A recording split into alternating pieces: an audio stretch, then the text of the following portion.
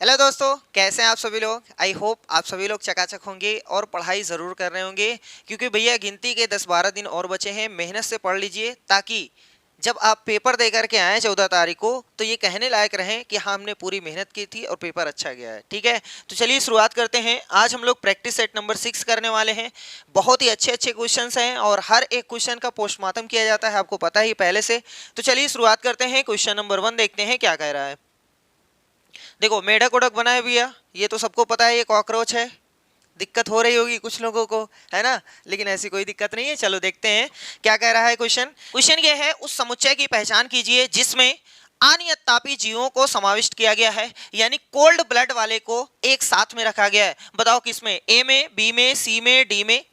बहुत ही आसान क्वेश्चन है। सबसे पहले ये आपको समझ में आना चाहिए कि अनियत तापी जीव किसे कहते हैं। देखो, प्रकृति में यानी दुनिया में दो प्रकार के जीव पाए जाते हैं। भगवान ने दो प्रकार के जीव बनाए हैं। एक बनाया है नियत तापी, जिसको हम लोग वार्म ब्लडेड बोलते हैं, गर्म खून वाले, और एक होता है कोल्ड ब्लडेड, या जिसको बोला जाता है अनियत तापी। ये अनियत तापी क्या होते हैं, जैसे कुछ जीव ऐसे होते हैं जिनके अंदर के यानी शरीर का टेम्परेचर बाहर के टेम्परेचर को देख करके बदलता है।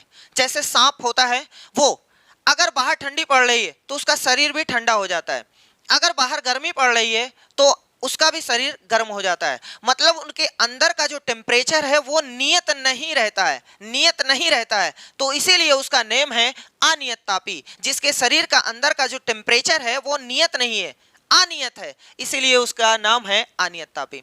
इसमें कौन कौन आते हैं, अगर आप चाहो तो ऐसे याद कर लो, नहीं तो दूसरा तरीका बताते हैं, बहुत ही आसान। पहले अनियत तापी में देखो, अनियत तापी में सरीसृप आते हैं, यानी रेप्टाइल्स जो रेंग करके चलते हैं, चाहे वो कीड़े मकोड़े हैं, ठीक है, या सांप है, गोजर है, बिच्छू है, कुछ भी है, ठीक है। ये लोग जैसा देश वैसा भेष, यानी अगर बाहर ठंडी है ये लोग भी ठंडे हो जाएंगे, इनका शरीर का टेम्परेचर ठंडा हो जाएगा, सही है। अगर बाहर गर्मी पड़ रही है तो ये लोग भी गर्म हो जाएंगे। समझ में आ रहा है। तो इसमें कौन कौन आते हैं, अगर आपको लिखना है तो नोट कर लीजिए भैया। सरीसृप आते हैं, इसमें मछली आती है, इसमें कीड़े मकोड़े आते हैं, लिखना हो तो लिख लीजिए। इसमें आकशेरुकी आते हैं, आकशेरुकी। सर जी सब तो समझ में आ रहा है, मछली भी समझ में आ रही है, कशेरुकी नहीं समझ में आ रहा है। अरे भैया, कशेरुकी का मतलब होता है रीढ़ की हड्डी, और आ का मतलब होता है नहीं है। तो ऐसे जीव जिसमें रीढ़ की हड्डी नहीं पाई जाती उसको बोलते हैं अकशेरुकी। अब कुछ समझ में आया। जैसे ऑक्टोपस आपने देखा होगा, 8 पैरों वाला जो समुद्र पे में पाया जाता है, उसमें रीढ़ की हड्डी नहीं होती है भैया, समझ में आया। और जैसे स्टार फिश है, क्या उसमें रीढ़ की हड्डी होती है। जैसे सीप है, रीढ़ की हड्डी होती है, नहीं। तो ये सब जितने भी जीव हैं, ये बाहर का टेम्परेचर देख करके अपने शरीर का टेम्परेचर बदल लेते हैं। तो इसीलिए इनके शरीर का टेम्परेचर नियत नहीं रहता है, इसीलिए इनको बोला गया है अनियत तापी। सर जी ये तो बहुत कठिन हो गया। कोई दिक्कत नहीं है, आप आसान याद कर लो, आप नियत तापी याद कर लो। नियत तापी, नियत तापी यानी वार्म ब्लडेड वाले, वार्म ब्लडेड। बाहर कुछ भी पड़े, ठंडी गर्मी बरसात कुछ भी पड़े, उनके शरीर का टेम्परेचर हमेशा एक जैसा रहेगा, नियत रहेगा, तो उसको बोलते हैं नियत तापी। इसमें कौन कौन आते हैं, इसमें दो चीजें आती हैं, दोनों को याद कर लो, बाकी जो नहीं आए वो इसमें चले जाएंगे, ठीक है। तो नियत तापी में दो लोग आते हैं, एक आता है पक्षी और एक आता है मेमल्स यानी स्तनधारी।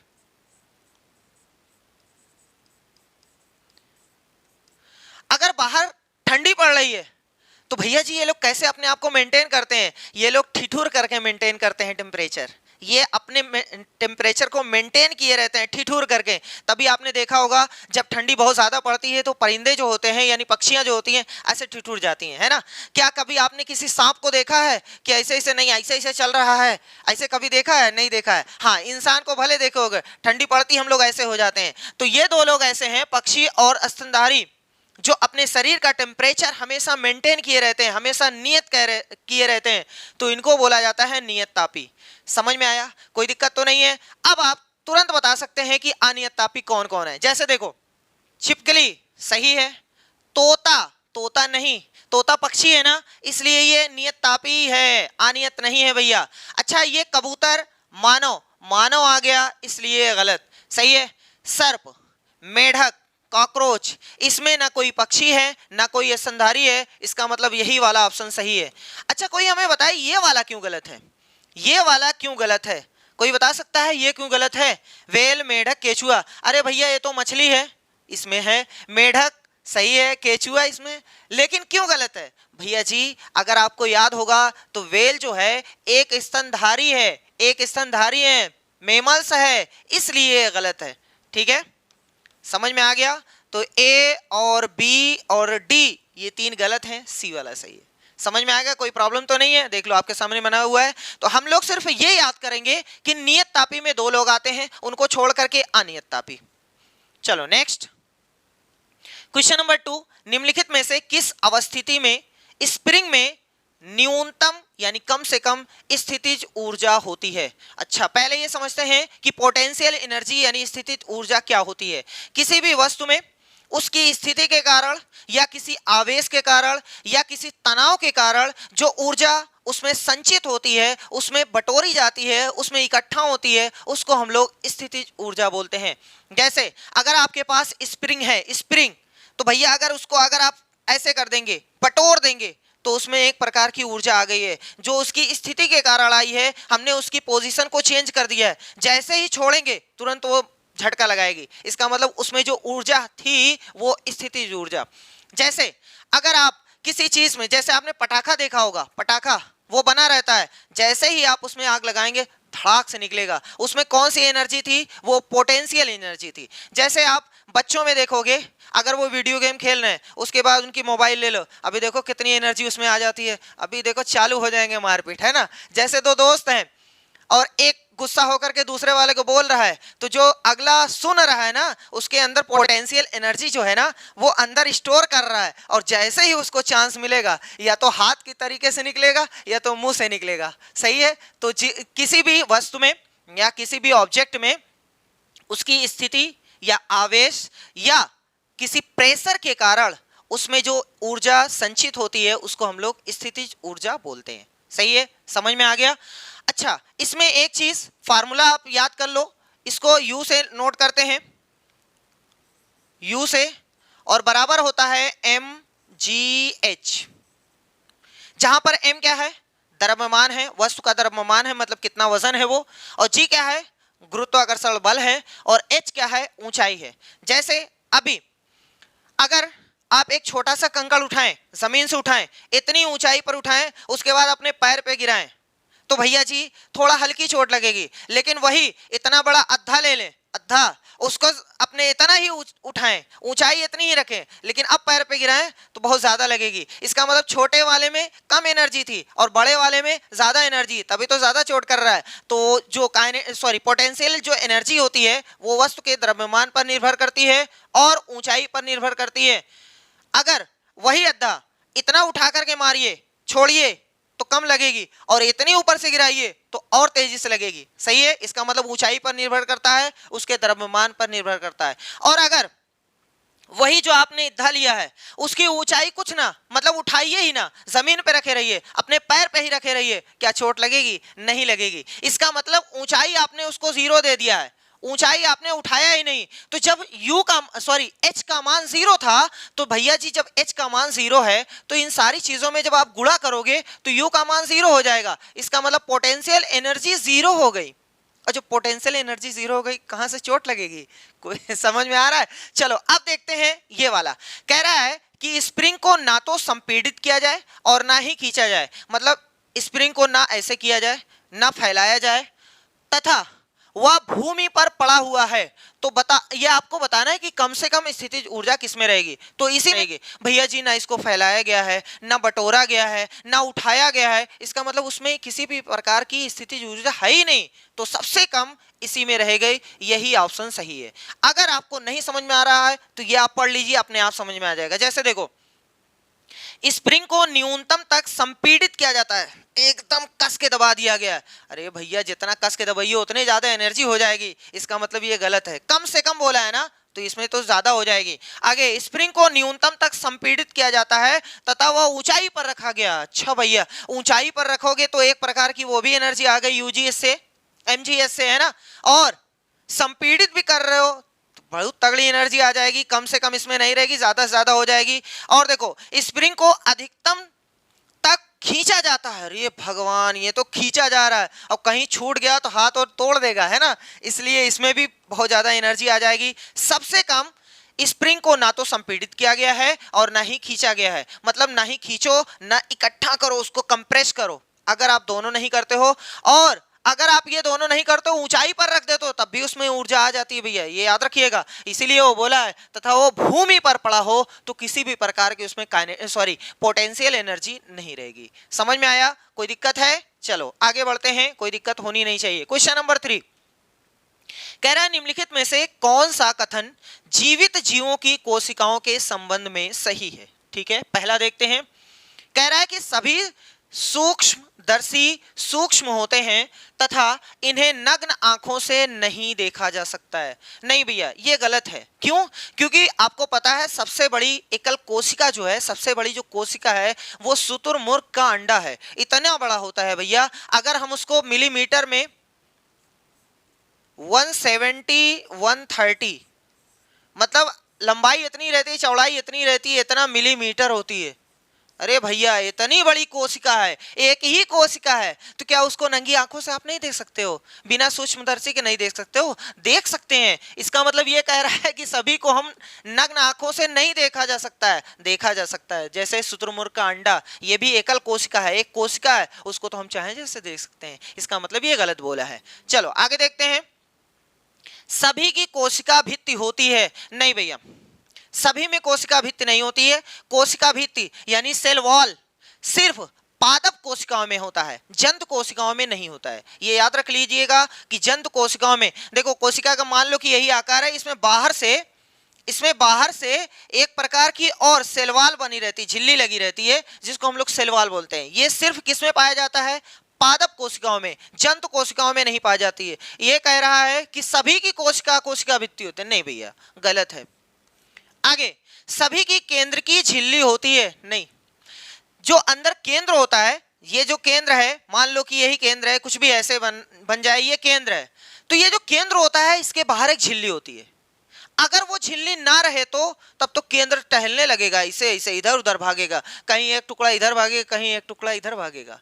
ऐसा होता है एकल कोशिकाओं में। अमीबा, पैरामीशियम, इसमें होता है। एक जितने भी एकल कोशिका होते हैं उसमें केंद्रक झिल्ली नहीं पाई जाती है, उसके केंद्र इधर उधर भागते रहते हैं। सही है? इसका मतलब ये कह रहा है कि सभी की केंद्रीय झिल्ली होती है? नहीं भैया, सभी की केंद्रीय झिल्ली नहीं होती है, एकल कोशिकाओं में नहीं होता है, प्रोकैरियोटिक में नहीं पाया जाता है। ठीक है, चलो इसमें सभी की कोशिका झिल्ली होती है। हाँ ये, अरे भैया अगर किसी कोशिका में कोशिका झिल्ली नहीं रहेगी तो कोशिका तो बहने लगेगी इधर उधर, तब कहाँ कोशिका मानी जाएगी, वो तो बह के खत्म हो जाएगी। इसका मतलब अगर उसका आकार चाहिए तो कम से कम एक झिल्ली तो होनी चाहिए बाहर से, वो चाहे जिस आकार की हो। समझ में आ रहा है? चाहे जिस आकार की हो, लेकिन एक झिल्ली तो होनी चाहिए, तभी तो वो कोशिका द्रव को इकट्ठा किए रहेगा, नहीं तो बह होकर सब खत्म हो जाएगा। तो ये कोशिका झिल्ली जो होती है वो सब में होती है। इसका मतलब सिर्फ यही सही है, ऑप्शन डी वाला सही है। कौन सा सही है भैया? ए, ऑप्शन ए यानी ओनली डी। समझ में आ गया? सारी चीजें नोट करते चलो या दिमाग में डाउनलोड करते चलो, क्योंकि हमें अपलोड करना है वहां जाकर के। चलो नेक्स्ट, क्वेश्चन नंबर 4 क्या फरमा रहा है कि नाइट्रोजन यौगिकीकरण शब्द का क्या अर्थ है? सबसे पहले नाइट्रोजन यौगिकीकरण हम लोग समझते हैं। देखो हमारे वायुमंडल में बहुत ज्यादा नाइट्रोजन पाई जाती है, लेकिन उस नाइट्रोजन का यूज जो पौधे हैं या जो जीव हैं वो डायरेक्ट नहीं कर पाते हैं। बहुत सारे जीव ऐसे हैं जिनकी कंपलसरी है उसका यूज करना, लेकिन बेचारे डायरेक्ट नहीं कर पाते हैं। जितने भी पौधे हैं सभी को कंपलसरी है नाइट्रोजन का यूज करना, लेकिन डायरेक्ट कोई नहीं कर पाता है। और ये जो नाइट्रोजन गैस है ना, इतनी मतलब अपेक्षाकृत जो है ना वो निष्क्रिय गैस है, निष्क्रिय है, वो किसी के साथ क्रिया भी नहीं करती है। तो कैसे फिर इसका यूज किया जाए? तो बहुत सारे बैक्टीरिया ऐसे होते हैं जमीन में, बहुत सारे ऐसे बैक्टीरिया होते हैं जो इसी नाइट्रोजन को, कौन सी नाइट्रोजन को? वायुमंडलीय जो नाइट्रोजन है उसको लेकर के अमोनियम में तोड़ देते हैं, या कुछ ऐसे छोटे छोटे घटकों में तोड़ देते हैं जिससे पौधे उसका आसानी से यूज कर सकें। ठीक है, जैसे आपने राइजोबियम का नाम सुना है। राइजोबियम एक जीवाणु होता है जो दलहनी में पाया जाता है, दलहनी की जड़ों में। अरे भैया जितनी दाल कुल के पौधे हैं, जो दाल वाले हैं, चना मटर अरहर जितनी भी है, उन सबकी जड़ों में राइजोबियम पाया जाता है। राइजोबियम पेड़ के साथ समझौता किए रहता है कि भैया हम आपको नाइट्रोजन देंगे, आप हमें बदले में रहना और खाना मुफ्त कीजिएगा, तब हम आपको नाइट्रोजन दे पाएंगे। सही है, तो इसका मतलब नाइट्रोजन यौगिकीकरण का मतलब यह हुआ कि जो वायुमंडल में नाइट्रोजन है उसको तोड़ करके अमोनियम या छोटे छोटे घटकों में इस प्रकार से तोड़ना जिससे ज्यादा पौधों को लाभ हो सके, उसको बोलते हैं नाइट्रोजन यौगिकीकरण। चलो देखते हैं अब क्या कह रहा है कि नाइट्रोजन यौगिकों का गैसीय नाइट्रोजन में रूपांतरण। अरे भैया क्या यौगिक का फिर से गैस बनाओगे? नहीं नहीं, ये नहीं है नाइट्रोजन यौगिकीकरण का मतलब। आगे बोला है मृदा में उपस्थित जीवाणुओं द्वारा अमोनिया का नाइट्रेट में। अरे भैया नाइट्रोजन गैस का रूपांतरण होता है, ये भी गलत है। आगे बोला है मृत जैव पदार्थ में उपस्थित नाइट्रोजन का, नहीं भैया वायुमंडल में जो नाइट्रोजन है उसको तोड़ना हम लोग बोलते हैं। ठीक है, तो यहां पर क्या लिखा हुआ, जीवित प्राणियों के लिए अधिक प्रयोग लायक यानी प्रयोज्य रूप हेतु वायुमंडलीय नाइट्रोजन का रूपांतरण, ये वाला सही है।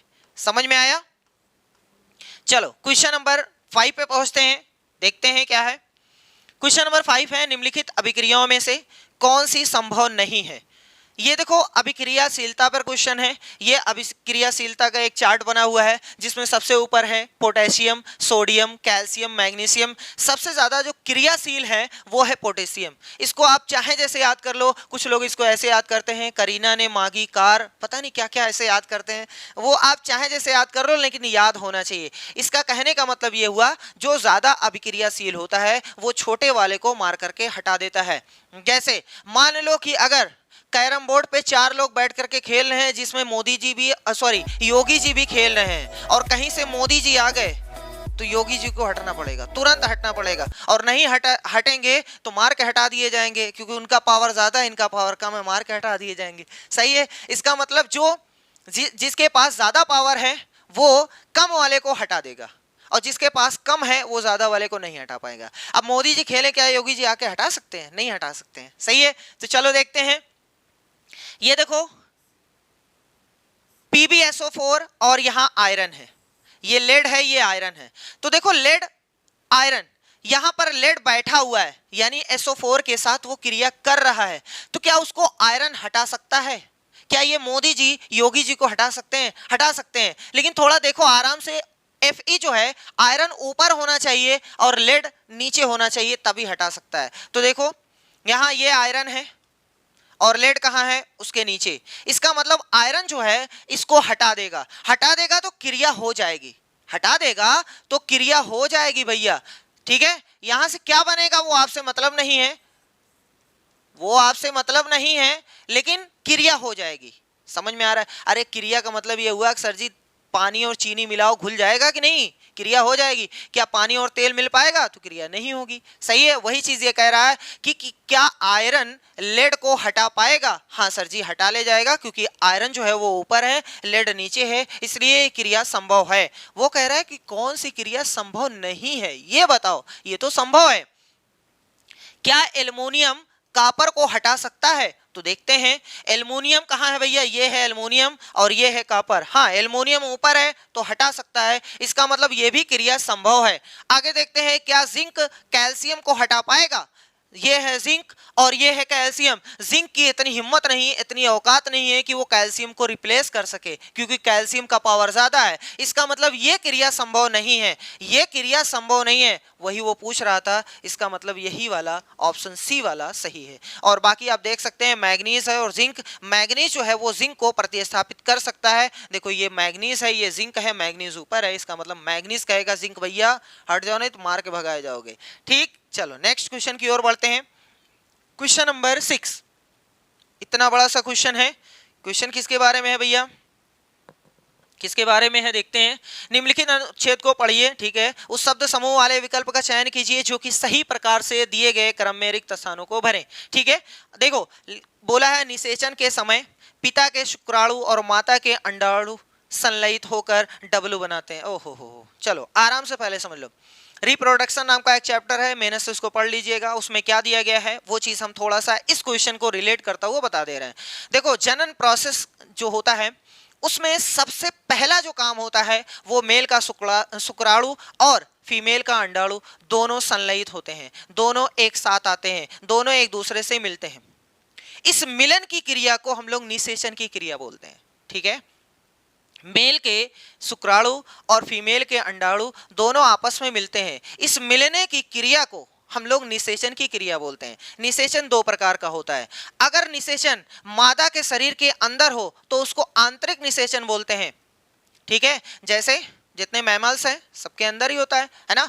और अगर वही निषेचन यानी दोनों मिलते हैं, अगर दोनों मिलते हैं, बाहर मिले, मादा के शरीर के बाहर मिले, तो उसको बाह्य निषेचन बोलते हैं। जैसे आपने देखा होगा मेढक अंडे दे देता है बाहर, वो ऐसे ऐसे बाहर उनका पानी के अंदर निषेचन होता है, पानी के अंदर मिलन होता है, तो उसको हम लोग बाह्य निषेचन बोलते हैं। अगर मादा के शरीर के अंदर हो रहा है तो आंतरिक निषेचन, मादा के शरीर के बाहर हो रहा है तो बाह्य निषेचन।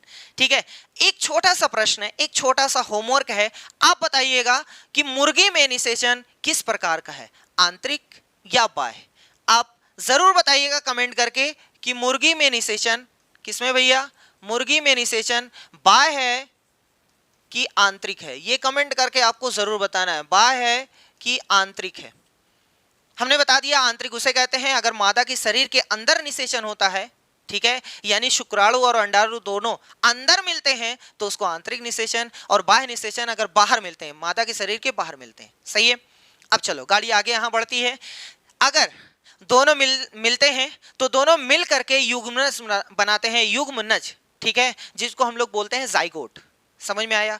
वो जाइगोट अपने स्थान से रिप्लेस होता है, धीरे धीरे धीरे धीरे खिसकता है, और खिसकते हुए छोटी छोटी कोशिकाओं में, अनेकों कोशिकाओं में टूटने लगता है, अनेकों कोशिकाओं में टूटने लगता है। उसके बाद जो कोशिका टूटती है उसमें एक जैसी कोशिका एक साथ होने लगती है, जिसको हम लोग ऊतक बोलते हैं, टिश्यू बोलते हैं। सही है, और धीरे धीरे एक जैसी कोशिकाएं एक साथ हो जाएंगी, जिससे हमारा अंग बनता है। सही है, समझ में आ रहा है? यहां तक समझ में आया? जब वो कोशिकाएं टूटने लगती हैं, ऊतक बनने लगता है, धीरे धीरे अंग बनने लगता है, उसको हम लोग भ्रूण बोलते हैं। क्या बोलते हैं? भ्रूण बोलते हैं। और ये गर्भाशय की दीवार पे चिपक जाते हैं ताकि इधर उधर खिसके ना। ठीक है, वहीं पर चिपक करके मेहनत से अपना विकास करते हैं। अब जब हाथ, पैर, मुंह, कान, ये सारी चीजें पता चलने लगती हैं तो उसको बोलते हैं गर्भ। ठीक, अब ये क्वेश्चन आराम से करिए, देखते हैं क्या लिखा हुआ है। निषेचन के समय पिता के शुक्राणु और माता के अंडाणु संलयित होकर डब्लू बनाते हैं। अभी भी बता दिया गया है, दोनों मिलकर के क्या बनाते हैं? युग्मनज बनाते हैं, यानी जाइगोट बनाते हैं। ठीक, आगे, जो कि बारंबार विभाजित होकर, मतलब कई बार विभाजित होता है, कई बार टूटता है, हजारों कोशिकाएं, लाखों कोशिकाओं में टूटता है, कोशिकाओं के गोले में बदल जाता है, कोशिकाएं भिन्न भिन्न अंगों, ऊतकों में परिवर्तित होने लगती हैं। इस विकसित होती संरचना को एक्स कहते हैं। क्या कहते हैं भैया? भ्रूण कहते हैं। यही तो बताया गया। चलो, इसका मतलब डब्ल्यू का मान क्या आ गया? जाइगोट यानी युग्मनज, और एक्स का मान आ गया भ्रूण। आगे है, जो कि वाई की दीवार में रोपित हो जाता है। अभी बताया कि गर्भाशय की दीवार में रोपित हो जाता है ताकि इधर उधर खिसक ना सके और वहीं बैठा बैठा विकास होता रहे उसका। तो ये है गर्भाशय की दीवार में रोपित हो जाता है। एक्स की वह अवस्था जिसमें सभी शारीरिक भागों की पहचान हो सके, मतलब हाथ, पैर, मुंह, कान, ये सब पहचान हो सके, तो उसको बोलते हैं गर्भ, है ना। यानी वाई का मान, जेड का मान क्या हो गया? गर्भ। समझ में आ गया? डब्ल्यू का मान क्या है? अभी अभी बता दिया गया, युग्मनज, जाइगोट। ये है जाइगोट, ये है जाइगोट, इसका मतलब ये वाला तो गलत। आगे और क्या बोला गया था? एक्स कहते हैं। होती संरचना को क्या कहते हैं? भ्रूण कहते हैं। इसका मतलब युग्मनज के बाद गर्भ, ये गलत है भैया। युग्मनज भ्रूण, हाँ ये सही है, और ये देखो युग्मनज गर्भ गलत है। ठीक है, बाकी आप मिला लीजिए, सब कुछ हमने बता दिया है, कोई दिक्कत तो नहीं है। चलिए नेक्स्ट क्वेश्चन की ओर बढ़ते हैं। क्वेश्चन नंबर 7 क्या कह रहा है? निम्नलिखित कथनों को पढ़िए तथा सही विकल्प का चयन कीजिए। ठीक है, पढ़ते हैं। लिखा हुआ है, अमाशय हाइड्रोक्लोरिक अम्ल उत्पन्न करता है जो भोजन के भंजन में सहायता करता है। सही बात है, हमारा जो जे आकार की थैली है, यानी जो अमाशय है, जो स्टमक है, उसमें हाइड्रोक्लोरिक एसिड यानी HCl अपने आप निकलता रहता है। वो क्या करता है भैया? वो प्रबल अम्ल है, जहां भी जाएगा सबको अम्लीय कर देगा, मतलब जहां भी जाता है छाप छोड़ देता है। उसका काम क्या है कि जो हम खाना खाते हैं, जो खराब बैक्टीरिया हमारे अंदर चले गए हैं, सबसे पहले उनको मारना उनका काम है। उसके बाद पूरे माध्यम को अम्लीय बना देते हैं। अम्लीय जब बना देते हैं तो उससे बहुत सारा फायदा होता है। जो पाचक रस निकलते हैं उनको क्रिया करने में आसानी हो जाती है, क्रिया करने में आसानी होती है।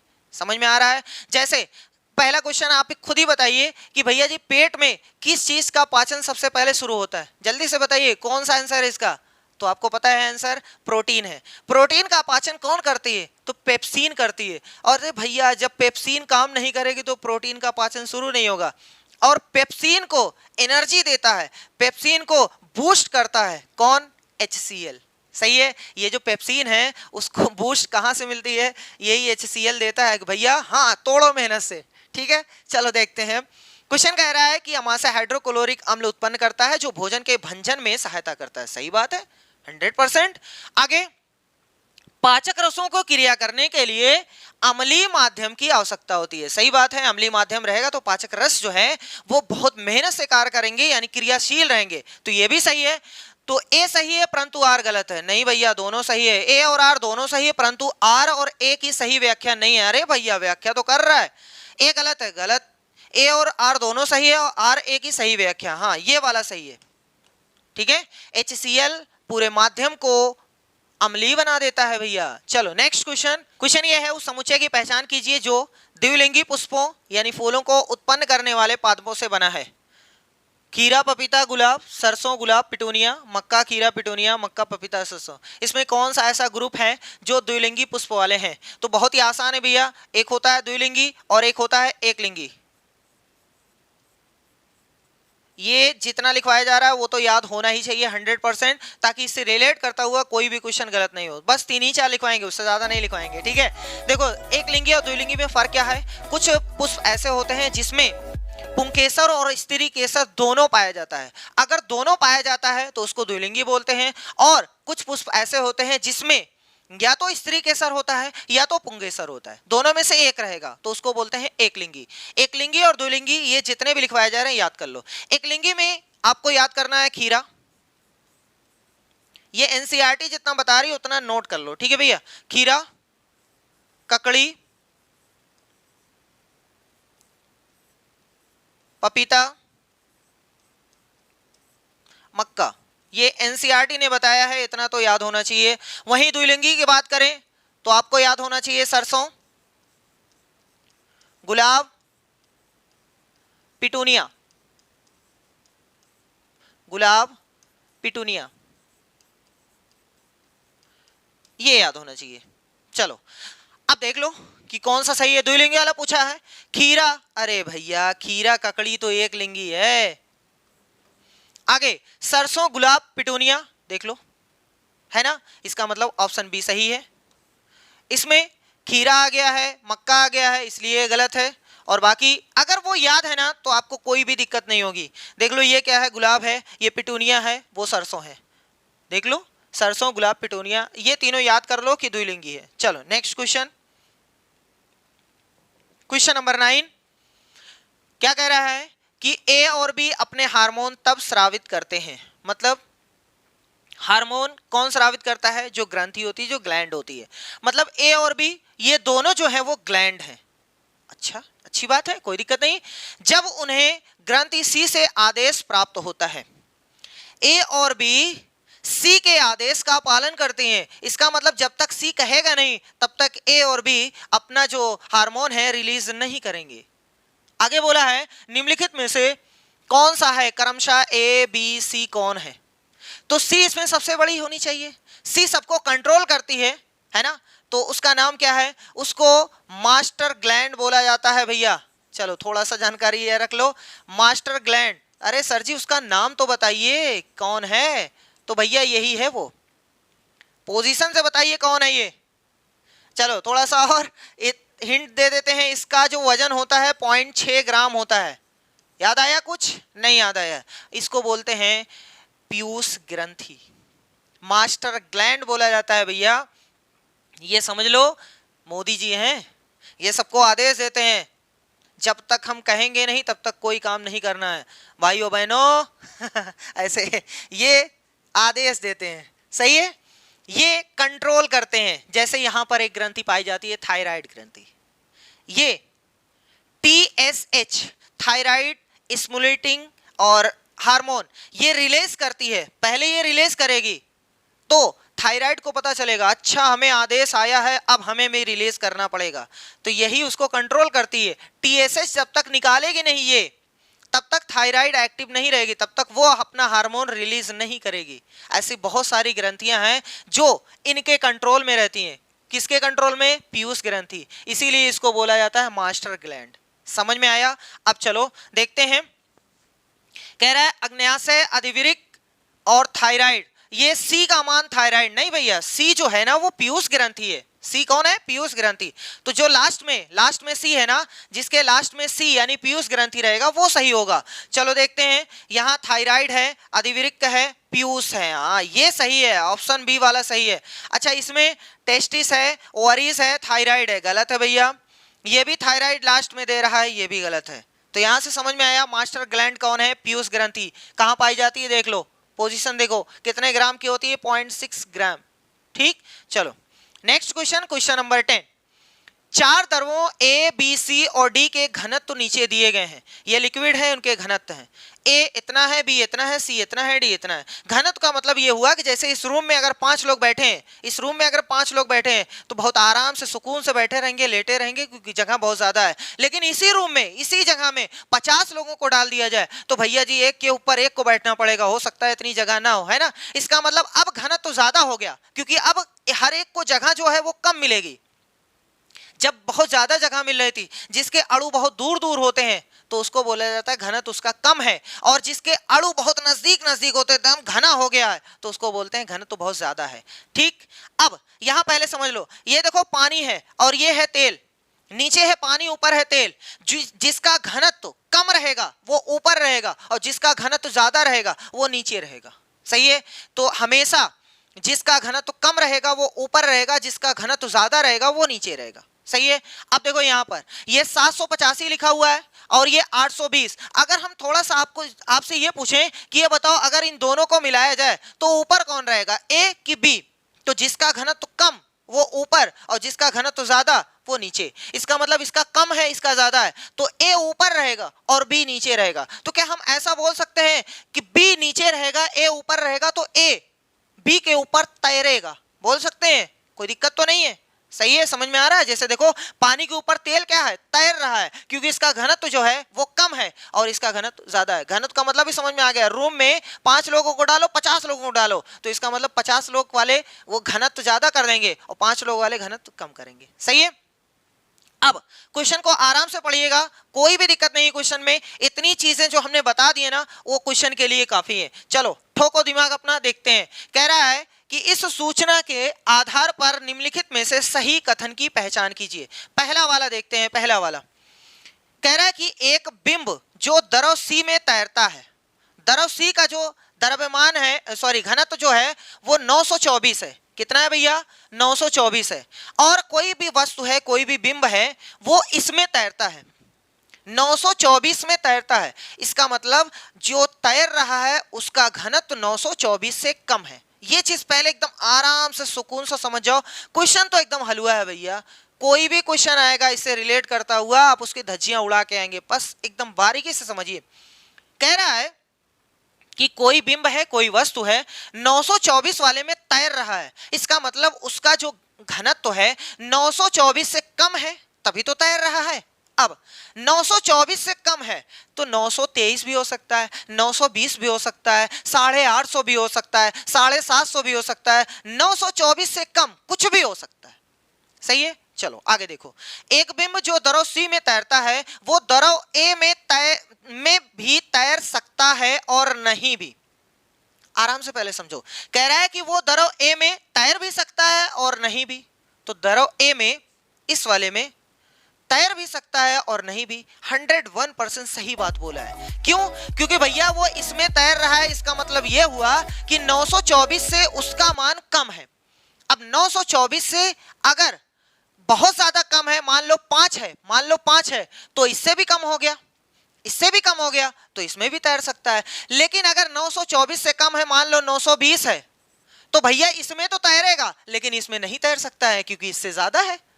सही है, 924 से कम तो कुछ भी हो सकता है, 10 20 50 100 90 कुछ भी हो सकता है, लेकिन अगर इससे कम है तो जरूरी नहीं है कि इससे कम हो, इससे कम भी हो सकता है, इससे ज्यादा भी हो सकता है। तो अगर इससे कम रहेगा तो इसमें तैरेगा, और अगर इससे ज्यादा रहेगा तो इसमें डूब जाएगा। सही है, यही वो कह रहा है कि एक बिंब जो दरव सी में तैरता है वो दरव ए में तैर भी सकता है और नहीं भी तैर सकता है। यही ऑप्शन आपका सही है। थोड़ा सा अगर और क्लियर करना है इस क्वेश्चन को तो और ऑप्शन कर लेते हैं ताकि और अच्छी तरीके से समझ में आ जाए। देखो कह रहा है कि एक बिंब जो दरव ए में तैरता है, दरव ए में तैरता है, इसका मतलब 785 वाले में तैर रहा है तो 785 से कम उसका घनत्व होगा। 785 से कम कुछ भी मान लेते हैं, कुछ भी मान लेते हैं, मान लो 780 है, मान लो 780 है, तो वह दरव बी में भी तैर सकता है और नहीं भी।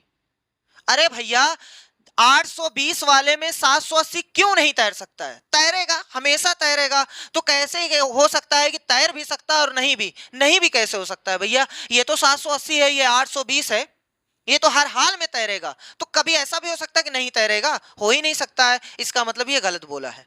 आगे देखो, एक बिंब जो दरव बी में तैरता है, जो दरव बी में तैरता है, बी में तैरता है, इसका मतलब 820 से कम उसका मान है। चलो मान लेते हैं 810 है, दरव बी में तैरता है, वो निश्चित रूप से दरव ए में भी तैरेगा। नहीं तैरेगा, कहां तैरेगा? ये 810 है, ये 785 है, 785 से ये ज्यादा है, तो ये कहां तैरेगा? इसका मतलब ये भी गलत है। अब ऐसे इसको भी पढ़ लीजिएगा, ये भी गलत निकलेगा। ठीक है, कोई दिक्कत नहीं है, समझ में आ गया होगा। जिसका घनत्व कम होता है वो तैरता है, जिसका घनत्व जो है ज्यादा होता है वो नीचे रहता है। समझ में आ गया? चलो नेक्स्ट क्वेश्चन, क्वेश्चन नंबर 11। सही विकल्प का चयन कीजिए। क्वेश्चन कह रहा है कि विद्युत धारा एक सदिश राशि है। अच्छा, सबसे पहले सदिश राशि किसे कहते हैं? अगर आपने सिर्फ इतना सीखा है कि सदिश राशि उसे कहते हैं जिसमें परिमाण और दिशा होती है, उसको सदिश राशि बोलते हैं, तो ये थोड़ा सा कंप्लीट नहीं डेफिनेशन है, यानी इनकम्प्लीट डेफिनेशन है।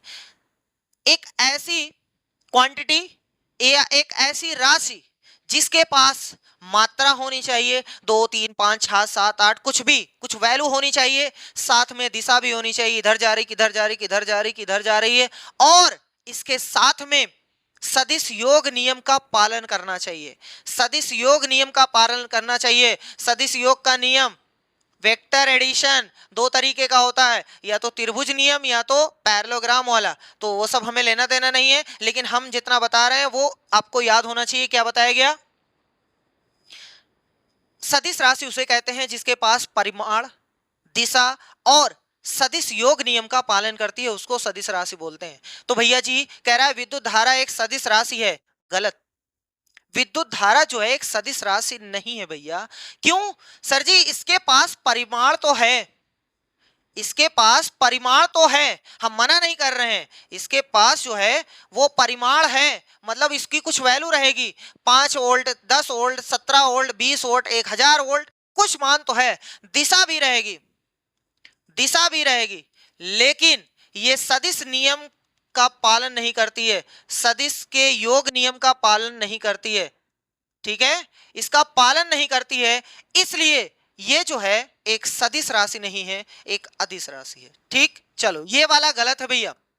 आगे बोला है विद्युत धारा वह राशि है, देखो सिर्फ राशि बोला है, वह राशि है जिसके पास परिमाण के साथ साथ दिशा भी है। तो हम तो कह ही रहे हैं कि परिमाण और दिशा तो है, लेकिन सदिश योग नियम का पालन नहीं करती है, इसलिए ये सदिश राशि नहीं मानी जाएगी। तो ये वाला तो सही है, ये वाला गलत है। कह रहा है कि ए सही है परंतु आर गलत। हाँ,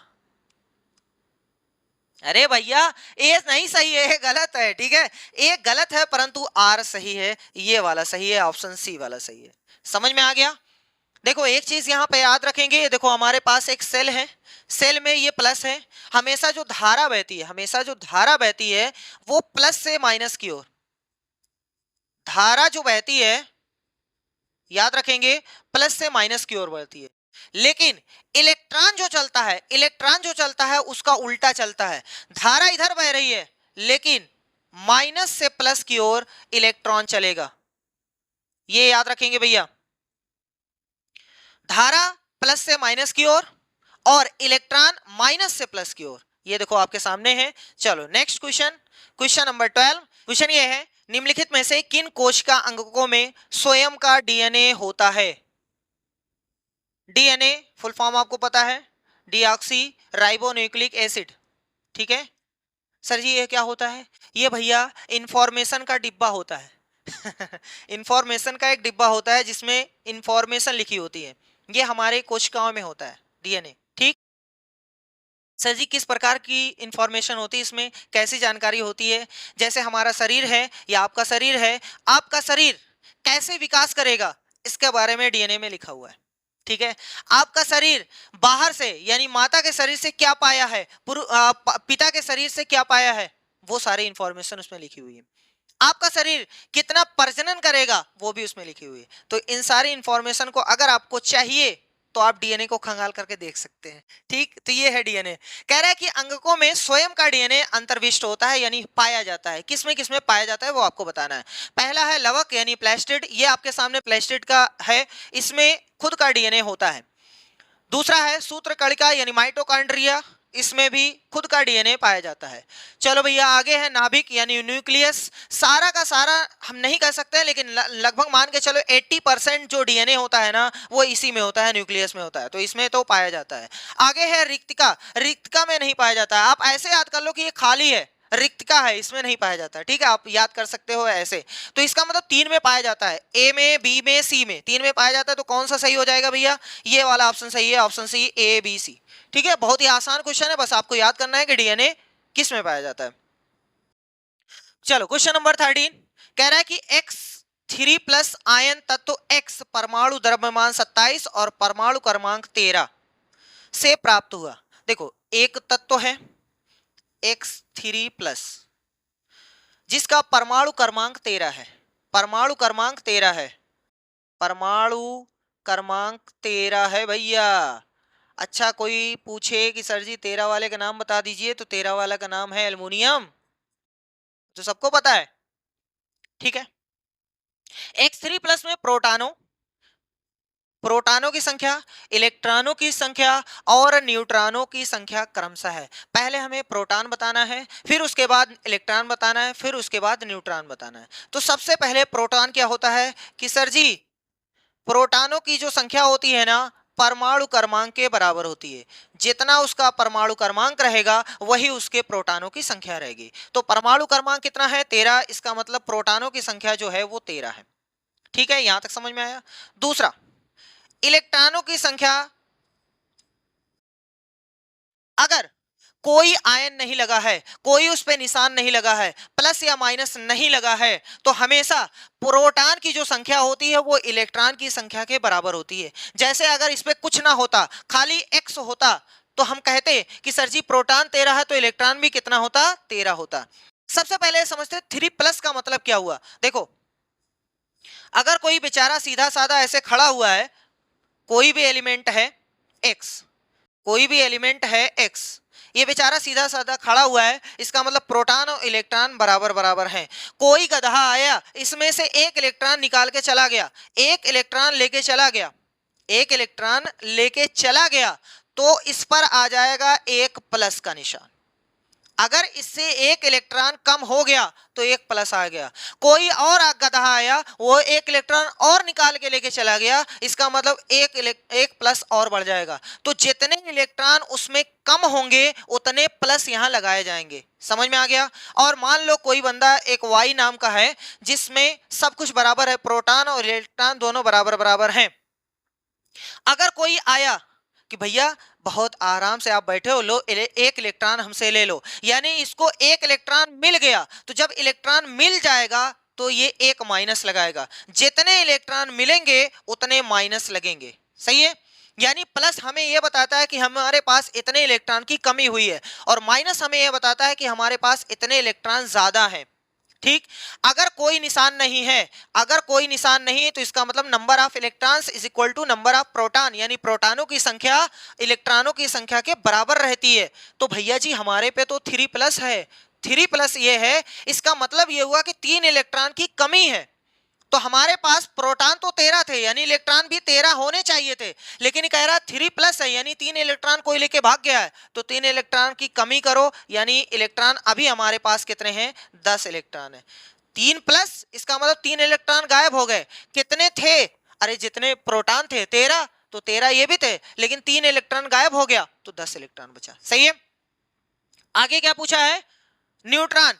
न्यूट्रॉन की संख्या, सबसे पहले परमाणु का द्रव्यमान, परमाणु का द्रव्यमान, अच्छा, परमाणु द्रव्यमान बराबर होता है प्रोटॉनों की संख्या और प्लस में न्यूट्रॉनों की संख्या। अगर आप प्रोटॉन और न्यूट्रॉन को जोड़ेंगे तो परमाणु द्रव्यमान आता है। यहां से कोई भी दो चीज दी रहे, एक चीज हम निकाल सकते हैं। जैसे हमें क्या निकालना है, न्यूट्रॉनों की संख्या, यानी इसका मान निकालना है, इसका मान निकालना है। मान लो x है, या ना भी मानो कोई दिक्कत नहीं है, यहां प्लस लगाओ। प्रोटॉन कितने हैं, 13। क्वेश्चन कह रहा है कि परमाणु का द्रव्यमान कितना है, देखो कितना है, 27, तो यहां 27 पटकेंगे, 27 में से 13 निकाल देंगे तो ये x का मान आ गया, यानी 14। और ये हमने क्या निकाला है, न्यूट्रॉन। समझ में आ गया, तो यहां से आ गया 14। प्रोटॉन है 13, इलेक्ट्रॉन है 10 और न्यूट्रॉन है 14। तो 13, 10, 14 कौन सा सही है, 13, 10, 14 कहां है भैया, 13, 10, 14 ये देखो ऑप्शन डी वाले में सही है, 13, 10, 14। समझ में आ गया, कोई दिक्कत नहीं है। एक क्वेश्चन से बहुत सारे क्वेश्चन को हमने क्लियर कर दिया, कवर कर दिया। चलो नेक्स्ट क्वेश्चन। ये क्वेश्चन कह रहा है निम्नलिखित में से कौन से ग्राफ सीधी रेखाएं यानी ऋजु रेखाएं हैं। देखो ये फिजिक्स का क्वेश्चन है, बहुत ही अच्छा क्वेश्चन है। थोड़ा पेशेंस के साथ आराम से देखिएगा तभी समझ में आएगा, नहीं तो हो सकता है कुछ चीजें आपको स्किप करनी पड़े। चलो देखो, कह रहा है कि निम्नलिखित में से कौन से ग्राफ सीधी रेखाएं, यानी सबका ग्राफ बनाना है और किसका ग्राफ सीधी रेखाएं रहेगा वो देखना है। पहला देखो, कह रहा है कि विराम अवस्था में पिंड वस्तु का दूरी समय ग्राफ। चलो हम छोटा सा ग्राफ आपको बना के दिखाते हैं।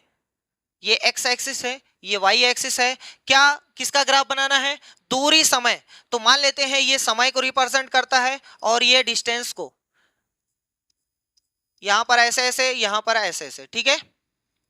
आराम से देखिए, अगर कोई भी चीज, कोई भी गाड़ी, कोई भी पिंड, कोई भी वस्तु अगर रुकी हुई है, 1 सेकंड बाद देखोगे वहीं रहेगी, 2 सेकंड बाद देखो वहीं रहेगी, 1 घंटे बाद देखो वहीं रहेगी। जब वो रुकी हुई है, इसका मतलब अगर वो 5 मीटर की दूरी पर है या 2 मीटर की दूरी पर है या वहीं खड़ी हुई है, तो वो आगे नहीं बढ़ रही है। घड़ी बढ़ रही है, गाड़ी नहीं बढ़ रही है। इसका मतलब क्या हुआ कि अगर मान लो हमारी गाड़ी यहां पर है, मान लो यहां पर है, तो 1 सेकंड बाद देखेंगे तो इसी पर रहेगी, क्योंकि दूरी ऊपर तो जा नहीं रही है। इसका मतलब 2 सेकंड बाद फिर यहीं रहेगी, 3 सेकंड बाद यहीं रहेगी, इसी लाइन में रहेगी, 4 सेकंड बाद यहीं रहेगी, यहीं रहेगी। इसका मतलब ये हुआ कि सर जी ये तो सीधी रेखा का ग्राफ बन रहा है। सीधी रेखा हो सकता है हमने यहां बनाया, हो सकता है आपका यहां है, हो सकता है आपका यहां है, हो सकता है आपका यहां हो, कहीं भी रहे, लेकिन क्या रहेगा, सीधी रेखा रहेगा। समझ में आ गया। ये पूछा है किसमें सीधी रेखा है, तो पहले वाले में है। दूसरे वाले में देखते हैं, एक समान त्वरण। त्वरण क्या होता है, किसी की चाल में समय के साथ होने वाले परिवर्तन को हम लोग त्वरण बोलते हैं। जैसे एक्सेलरेट करते हैं ना, हम लोग क्या करते हैं, चाल को बढ़ाते हैं, अरे एक्सेलरेट ऐसे करते हैं ना, एक्सेलेटर होता है ना, घुमाओ उसको मेहनत से, जितना घुमाओगे उतनी तेज भागेगी। सही है। तो चाल में समय के साथ होने वाले परिवर्तन को हम लोग त्वरण बोलते हैं। त्वरण 2 प्रकार का होता है, अगर चाल बढ़ रही है तो पॉजिटिव त्वरण है, और अगर घट रही है तो निगेटिव त्वरण है, जिसको हम लोग मंदन बोलते हैं। लेकिन वो सब लेना देना नहीं है, बस खाली हमें समझना है त्वरण। त्वरण का मतलब ये हुआ चाल में होने वाली परिवर्तन। जैसे मान लो कि हमारी चाल है 20 किलोमीटर प्रति घंटा, अगले घंटे बाद हमने देखा तो 25 हो गई, इसका मतलब 5 का त्वरण आ रहा है। सर जी फिर अगले घंटे बाद देखा, फिर हमने 30 हो गई हमारी चाल, इसका मतलब वही 5 का त्वरण आ रहा है। फिर 35 हो गई, फिर वही 5 बढ़ी, फिर 40 हो गई, फिर 5 ही बढ़ी, फिर 45, 50, इसका मतलब 5 5 5 5 5 बढ़ रही है। त्वरण जो है वो एक समान है, क्योंकि 5 इसमें भी बढ़ा, 5 अगले घंटे भी, 5 अगले घंटे भी, 5 अगले घंटे, हर घंटे समान बढ़ रहा है, इसलिए एक समान त्वरण है। सही है। कह रहा है कि एक समान त्वरण के साथ गतिमान पिंड वस्तु का वेग समय ग्राफ बताइए। अच्छा ठीक है, देख लो भैया, ये टाइम है, ये वेलोसिटी है। मान लो कि हमारी स्पीड जो है वो 1 घंटे में यहां पर है, अगले घंटे में 5 बढ़ गई, मान लो कि ये 10 है, ये 15 है, ये 20 है, ये 25 है। पहले घंटे 10 है, दूसरे घंटे 15 हो गई, तीसरे घंटे 20 हो गई, चौथे घंटे 25 हो गई, पांचवें घंटे 30 हो गई। ऐसे धीरे धीरे धीरे धीरे एक समान बढ़ रही है, एक समान देखो बढ़ रही है। अगर कोई कहे कि सर जी ये बताइए अगर 25 से 25 रहे तो आपकी चाल बढ़ी नहीं है, इसका मतलब आपका जो एक्सीलरेशन है वो जीरो हो गया। सही है, समझ में आ रहा है। और वो कह रहा है कि एक समान त्वरण होना चाहिए। अगर आप चाल को बढ़ा रहे हैं तो समान चाल से बढ़ना चाहिए। जैसे 5-5 देखो हम बढ़ा रहे हैं तो यहां से देख लो एक सीधी रेखा जा रही है ना, इसमें भी एक सीधी रेखा है।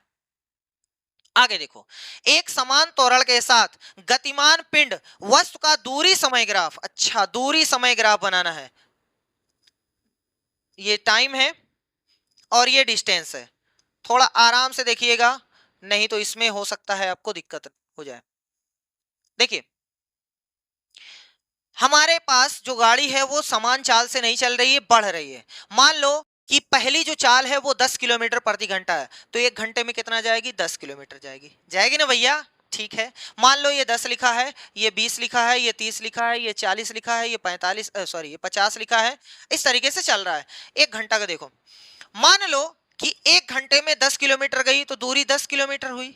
तो यहां ठीक क्या है? एक समान त्वरण। मान लो त्वरण जो है वो 5 किलोमीटर पर सेकंड स्क्वायर है। ठीक है, मान लेते हैं, कुछ भी मान लेते हैं, 5 मान ली हमने। ठीक, 10 से हो गई स्पीड 15, 10 से स्पीड कितनी हो गई? 15।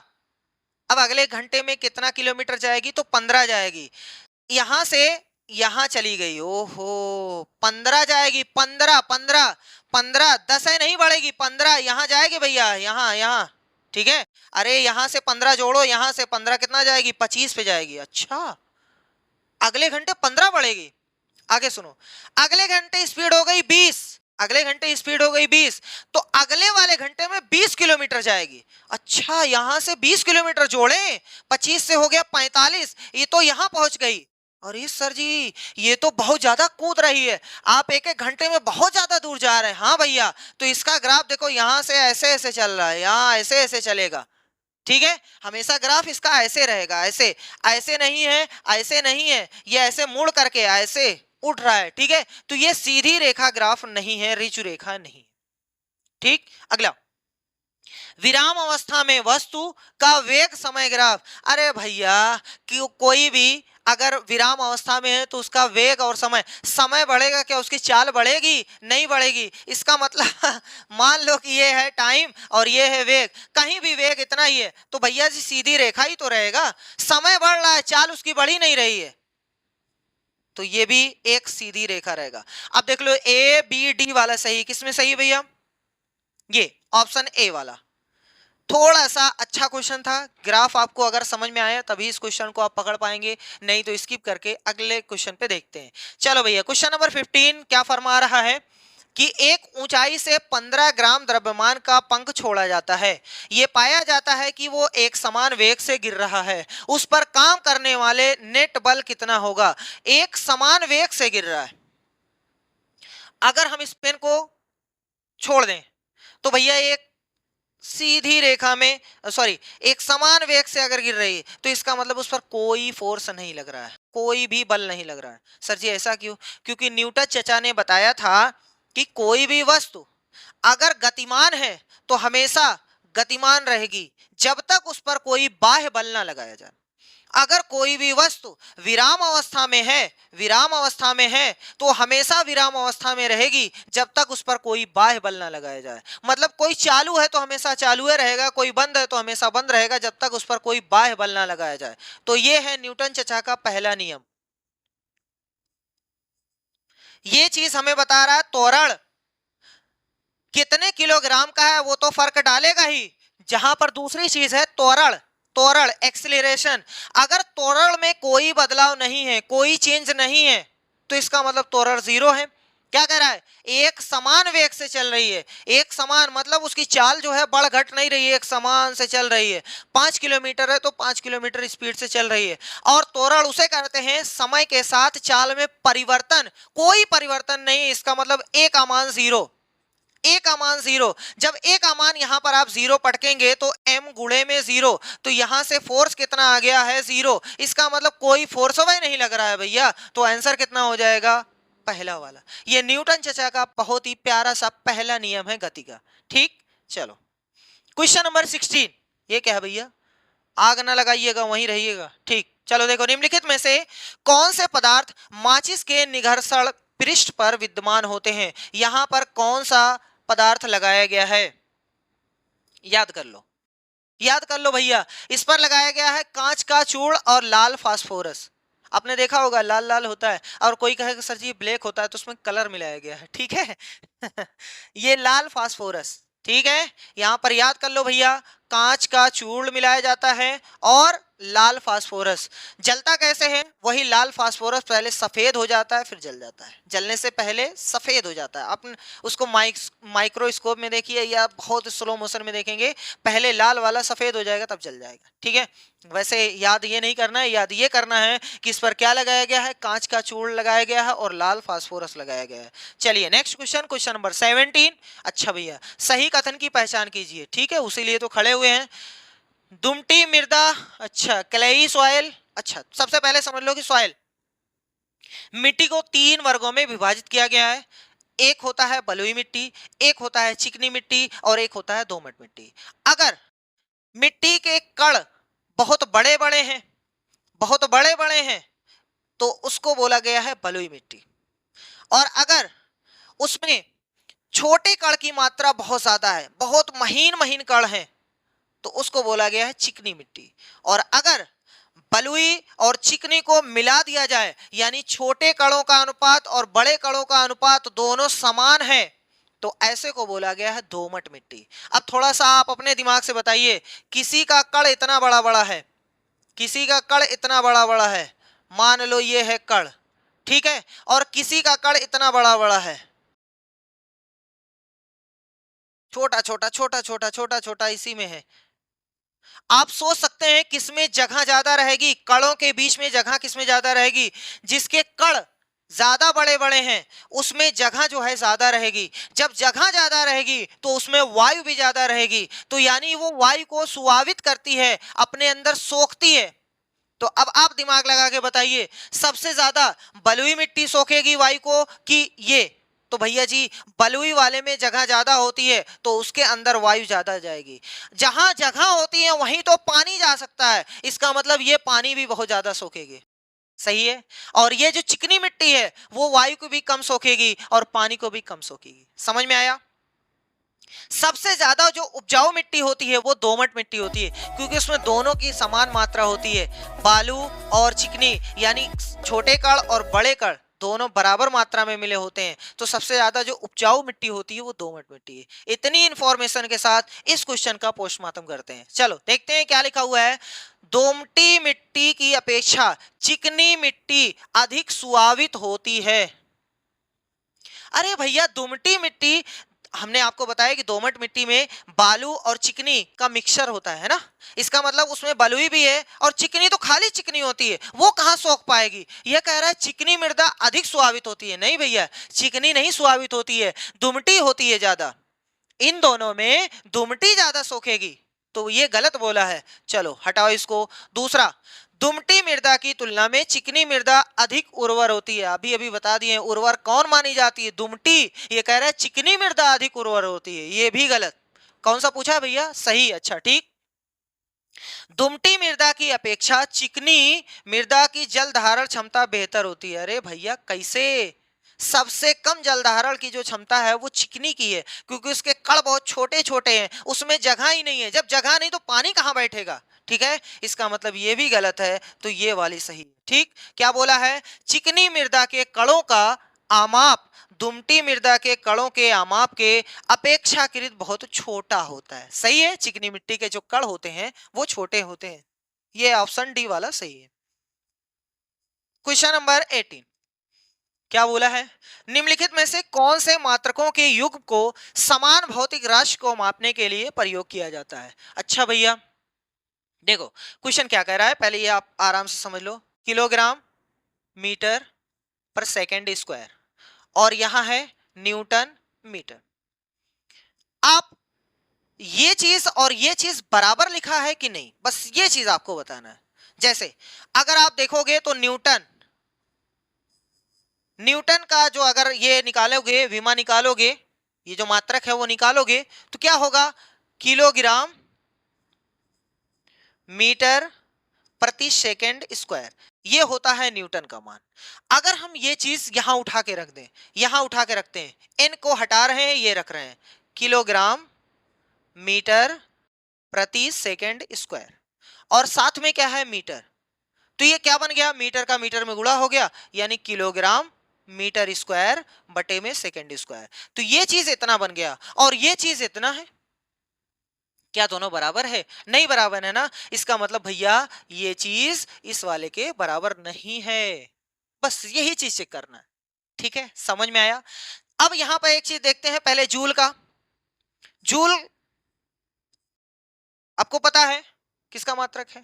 कार्य का मात्रक जूल होता है। सर जी इसका फार्मूला क्या होता है? अरे बहुत ही आसान है, किलोग्राम मीटर स्क्वायर प्रति सेकंड स्क्वायर, ये होता है। अगर हम यहां देखो जूल लिखा है, बटे में एस लिखा है, अगर बटे में एस लिख दें, चलो यही रखते हैं, यही रखते हैं, जूल का हम लिखते हैं किलोग्राम मीटर स्क्वायर प्रति सेकंड स्क्वायर, ये अभी जूल का है। एस का रखते हैं, एस नीचे है ना, तो नीचे एस। अब ये क्या हो गया, एस क्यूब हो गया, तो इसका मतलब किलोग्राम मीटर स्क्वायर और बटे में एस क्यूब। तो ये चीज इधर क्या लिखा हुआ है? नहीं लिखा हुआ है, यहाँ एस स्क्वायर लिखा है, यहाँ एस क्यूब है, इसका मतलब ये भी गलत है। सही है। अब सर जी ये वाट क्या होता है? वाट, वाट जो होता है वो शक्ति का मात्रक है ना भैया, चलो वाट लिख देते हैं किलोग्राम मीटर स्क्वायर प्रति सेकंड क्यूब। अब चलो रख के देखते हैं, ये W का मान है, पहले वाले में रखते हैं। देखो W और S, W और S, देखो W का मान हम रख रहे हैं, आराम से देखिएगा, W का मान हम रख रहे हैं किलोग्राम मीटर स्क्वायर बटे में S क्यूब। S अभी भी है, ये हो गया, एक बार S और नीचे 3 बार है तो 2 बार बचा। अब हमारे पास बचा है किलोग्राम मीटर स्क्वायर और बटे में एस स्क्वायर, ये चीज आ रहा है किलोग्राम मीटर स्क्वायर बटे में एस स्क्वायर, यानी ये चीज बराबर है। बस यही चीज वो बोला था, आपको फार्मूला याद होना चाहिए था, ठीक। चलो बाकी आप डायरेक्ट भी कर सकते हैं, अगर आपको ये पता है कि सर जी इसको बलाघूर्ण बोलते हैं, कोई दिक्कत नहीं, आप ऐसे भी कर सकते हैं, ठीक। चलो क्वेश्चन नंबर 19।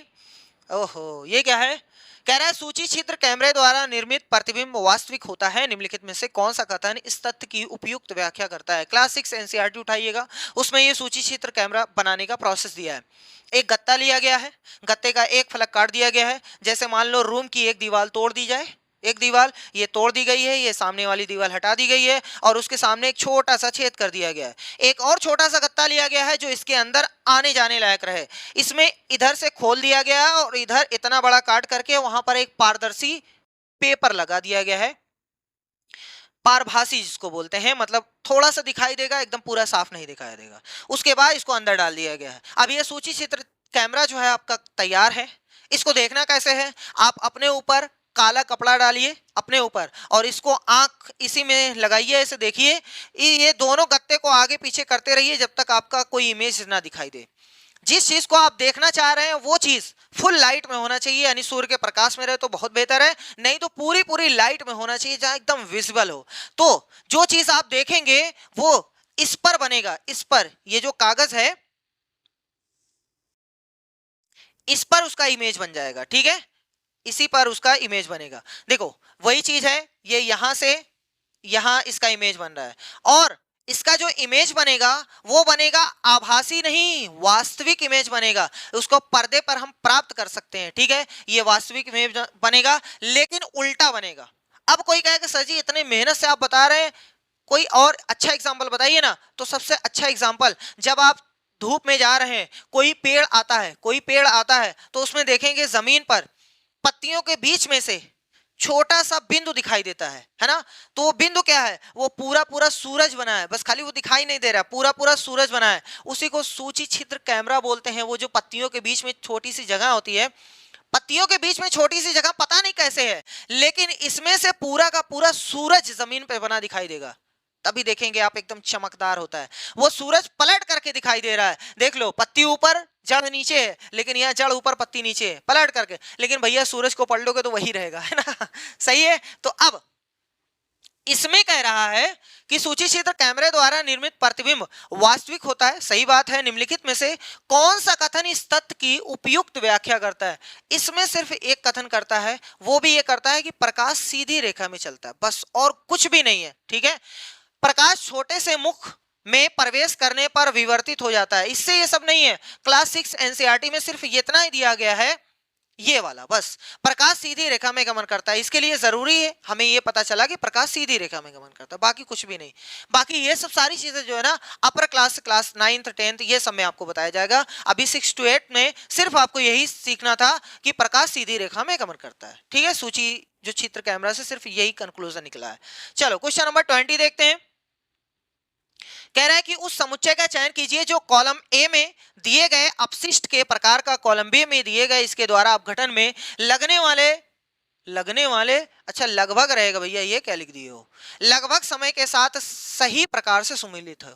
लगभग इतना टाइम लगता है किसी चीज का अपघटन होने में। जैसे पहला प्लास्टिक बॉटल, अरे भैया प्लास्टिक बॉटल तो लाइफ टाइम चलती है, अनेक वर्ष चलती है। ठीक है। तो ये प्लास्टिक का बोतल अनेक वर्ष चलती है, यानी सेवरल ईयर्स, बहुत ज्यादा। इसीलिए कहा जाता है कि प्लास्टिक का बोतल का प्रयोग मत करिए, क्योंकि जमीन के अंदर जाती है, उसके बाद जल धारण की क्षमता वो खत्म कर देती है ना। तो ये है ए का पांचवें के साथ। ए का चौथा है, गलत है। ए का चौथा है, ये भी गलत है। ए का पांचवा। अब आगे सुनो। सिल्क स्कार्फ यानी रेशमी रुमाल जो है वो लगभग 4 साल। आगे सूती कमीज जो है वो आपका 2 से 4 महीने में सही हो जाएगा, मतलब एकदम वो हो जाएगा। और वहीं पर केले का छिलका जो है ना, केले का छिलका वो 1 सप्ताह से 2 सप्ताह के बीच में सत्यानाश हो जाता है, 1 सप्ताह से 2 सप्ताह के बीच में सत्यानाश। और वहीं पेपर जो होता है 2 से 4 सप्ताह के बीच में सत्यानाश होगा, क्योंकि पेपर जो होता है वो सेल्यूलोज का बना होता है। ठीक। 2 सप्ताह से 4 सप्ताह के बीच, 10 से 30 लिखा, कोई दिक्कत नहीं, ये सही है। अब मिला लेते हैं। पहले वाले का पांचवा ठीक है, और दूसरे वाले का चौथा। पहले वाले का पांचवा, दूसरे वाले का चौथा। अच्छा ये वाला गलत हो गया, तो ये वाला सही है, बस काम खत्म। वैसे हमने आपको बता दिया ये पूरा मैच है। ठीक। चलिए एक और क्वेश्चन देखते हैं। इसके पहले वाली वीडियो में हमसे थोड़ी सी गलती हो गई थी, इस क्वेश्चन को हमने गलत बता दिया था, आज उसका करेक्शन कर दे रहे हैं। क्वेश्चन कह रहा है कि वायु दाब के संबंध में, ए भैया काली पेन नहीं चाहिए, वायु दाब के संबंध में निम्नलिखित में से कौन सा कथन सत्य है, ये आपको बताना। ठीक है। तो सभी को पता है कि वायु जब गर्म होती है तो एक्सपैंड होती है, सबसे पहली चीज वो फैलती है, उसके जो अणु हैं जो नजदीक नजदीक थे वो दूर दूर जाने लगेंगे। तो जब अणु जो हैं दूर दूर जाते हैं तो हमेशा वायु जो है वो फैलती है, संकुचित नहीं होती है, फैलती है। और फैल करके जब भी वायु गर्म होती है तो ऊपर जाती है। ठीक, समझ में आ गया। जब वायु ऊपर गई तो नीचे जहां से वायु गई वो स्थान खाली हो गया, और वो स्थान खाली हो गया तो वहां हो गया निम्न वायुदाब। क्या हो गया? निम्न वायुदाब। पहले आप ऐसे समझो कि जैसे एक फैक्ट्री में काम करने वाले 50 लोग हैं, 50 लोग काम कर रहे हैं, और वहां का जो मालिक है बहुत मेहनत से, कभी कभी गाली गलौज सब हो जाती है, उसके बाद तो मारपीट सब कुछ हो जाती है, और बगल में एक फैक्ट्री और खुल गई। अब बताओ वहां फैक्ट्री वर्कर की जरूरत बहुत ज्यादा है, तो ज्यादा से ज्यादा चांस है कि ये लोग जो फैक्ट्री वर्कर यहां काम कर रहे थे वो कूद करके वहां चले जाएंगे, क्योंकि वहां अभी कोई प्रेशर है ही नहीं, कोई दाब है ही नहीं, वहां निम्न वायु दाब है, वहां का दाब जो है एकदम जीरो है, तुरंत उठ करके उधर चले जाएंगे। यहाँ तो बहुत ज्यादा प्रेशर है, काम का प्रेशर है, टाइम का प्रेशर है, सब चीज का प्रेशर है। तो जहां प्रेशर ज्यादा रहेगा वहां से लोग भागना चाहते हैं, और जहां प्रेशर कम रहेगा वहां लोग आना चाहते हैं। तो इसीलिए अगर मान लो यहां से गैस ऊपर उठी, यहां से गैस ऊपर उठी, तो ये स्थान हो गया खाली, ये स्थान हो गया खाली, और यहाँ जो वायुदाब रहेगा वो निम्न वायुदाब हो गया। अब ये जो पड़ोस की एयर है ना वो यहाँ आने की कोशिश करेगी, जहां निम्न है वहां आने की कोशिश करेंगे, जहां प्रेशर कम हो वहां काम करने में मजा आता है। सही है। तो जब गैस ऊपर उठी तो वहां निम्न वायुदाब हुआ, और जो आस पड़ोस की वायु है वो वहां तुरंत आने की कोशिश करती है। हमारे चारों ओर की वायु हम पर बहुत कम दाब डालती है, नहीं भैया, हमारे चारों ओर की जो वायु है वो हम पर बहुत ज्यादा दाब डालती है, ऊपर से, नीचे से, दाएं से, बाएं से, इधर उधर से, सब तरीके से वो दाब डालती हैं। लेकिन हमें इसका एहसास क्यों नहीं होता है? क्योंकि हमारा जो शरीर है वो भी एक फोर्स लगाता है उनको दूर ढकेलने का, दूर ढकेलने का, सही है। इसीलिए वो वाला प्रेशर और ये वाला प्रेशर दोनों हो जाते हैं बराबर, तो ना वो हमें दबा पाती है ना हम उसको भगा पाते हैं, सही है। इसलिए प्रेशर तो बहुत ज्यादा लगाती है लेकिन महसूस बहुत कम होता है, सही है। तो कह रहा है कि हमारे चारों ओर की वायु हम पर बहुत कम दाब डालती है, नहीं भैया, प्रेशर तो बहुत ज्यादा डालती है लेकिन हमारा जो शरीर है ना वो उसको कंट्रोल कर ले जाता है। तो कौन कह रहा है कि कौन सा सत्य है? तो ये वाला नहीं सत्य है, क्योंकि कह रहा है कम दाब डालती है। देखो यहाँ लिखा हुआ है कम, नहीं, अधिक दाब डालती है। चलो ये वाला गलत है। आगे बोला है वायु गर्म करने पर संकुचित हो जाती है, नहीं भैया, संकुचित नहीं होती है, फैलती है, तो इसलिए ये गलत है। आगे गर्म वायु ऊपर उठती है और ठंडी वायु धरती की ओर जाने की प्रवृत्ति रखती है। हाँ सही बात है, जब भैया यहाँ से गर्म ऊपर गई तो जो इधर उधर की है वो नीचे आएगी, यानी ठंडी नीचे आएगी, गर्म ऊपर जाएगी। इसका मतलब ये तीसरा वाला सही है। चौथा कह रहा है कि जैसे ही गर्म वायु ऊपर उठती है उस स्थान का वायुदाब बढ़ जाता है, नहीं भैया, घट जाता है, निम्न हो जाता, ओह सॉरी, निम्न हो जाता है भैया। इसका मतलब ये भी गलत है, ठीक है। तो हमारे हिसाब से इसमें कौन सा सही है? सिर्फ तीसरा, ओनली 3, यानी ये वाला सही है, ठीक है। तो ये थोड़ा सा मिस्टेक उसमें हो गई थी, आज ये करेक्ट हो गया है। चलिए अब ये क्वेश्चन हो गया खत्म, हमारे पास जितने भी क्वेश्चन थे सबका हो गया सत्यानाश। मिलते हैं नेक्स्ट वीडियो में जिसमें हम लोग कुछ और क्वेश्चन की धज्जियां उड़ाएंगे। तब तक के लिए धन्यवाद।